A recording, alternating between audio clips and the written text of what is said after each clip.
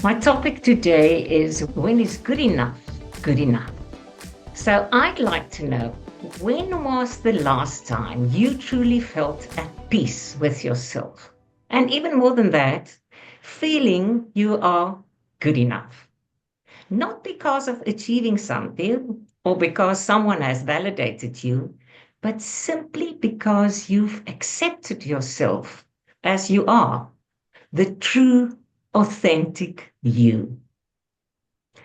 The feeling of never good enough is often rooted in deep seated beliefs, early life experiences, and emotional conditioning. Many of us have been conditioned to believe that our good enough can never meet another person's good enough. We may even have adopted the idea that we must prove our worth to deserve the love of someone else, or to fit into a group, or that only the first place or the top score can be good enough, as it was for my father. This, especially as a child, will of course leave you constantly striving, actually chasing perfection to meet their good enough, because your worth depends on it. Many years ago, when I really needed to hear it, my daughter told me, "We don't want a perfect mum."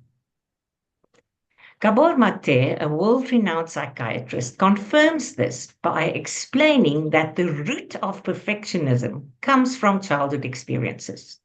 When kids get love or praise only when they excel, like getting an A or winning a race, they get the message that just being isn't enough, that you have to earn your worth.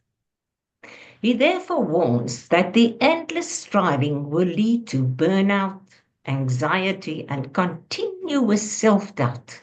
Because no matter how much is achieved, the goalpost keeps moving.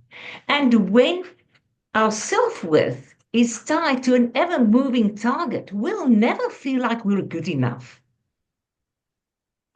In Brene Brown's book, The Gift of Imperfection, with a subtitle, Let Go of Who You're Supposed to Be and Embrace Who You Are, she explains that for wholehearted living, you must let go of what people think and engage with the world from a place of worthiness.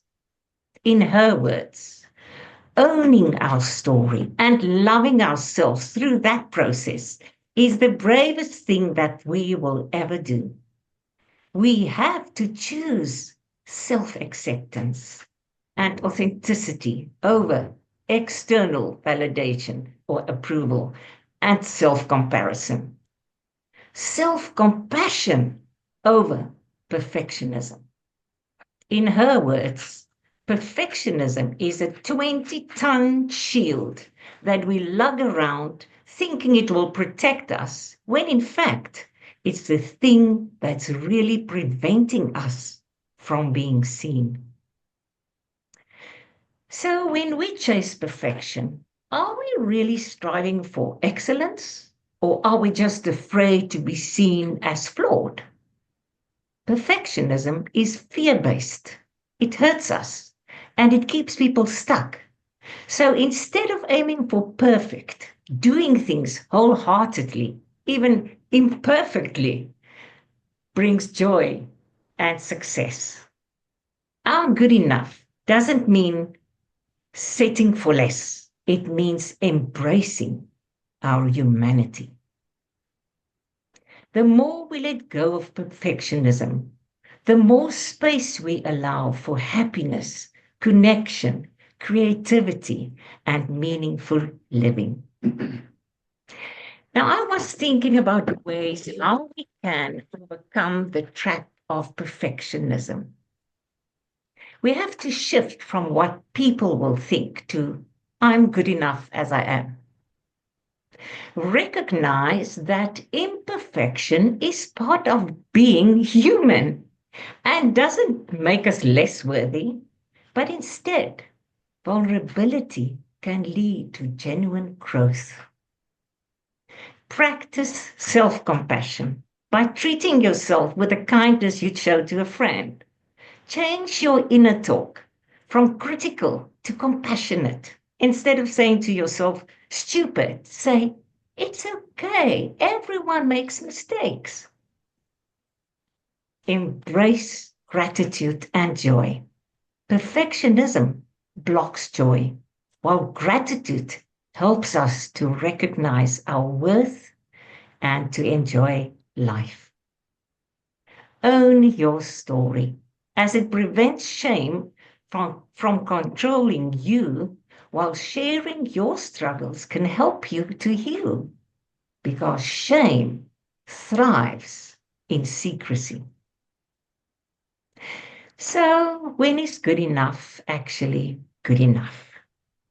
When you feel like you're not a good enough mother because you don't do everything perfectly, remember Gabor Mate's words. The most important gift you can give your child is your authentic self, not perfection, just your presence.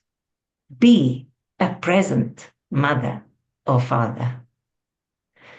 When you have to do your hair or arrange flowers or decorate a cake, try to follow the 80% rule instead of wasting hours for a 100% result. Why? Because it can steal your joy and waste valuable time. 80% is good enough. When you work on a project or write an email, every detail does not have to be perfect. Strive for excellence and do not chase perfection. Good enough is good enough. And when you want to post a photo on social media, a photo of yourself, try to stay authentic without photoshopping every imperfection to impress your followers. The true you is good enough. Brene Brown calls herself a recovering perfectionist and an aspiring good enoughist. I'm eager to join her on that path. She teaches that vulnerability and imperfection aren't weaknesses, they are greatest strengths. Gabor Mate reminds us that self-worth isn't something we earn. It is something we accept. So, at the end of the day, if we stop running toward an impossible standard and start embracing our true selves as good enough, we will be real. And real is what truly connects us all. Thank you.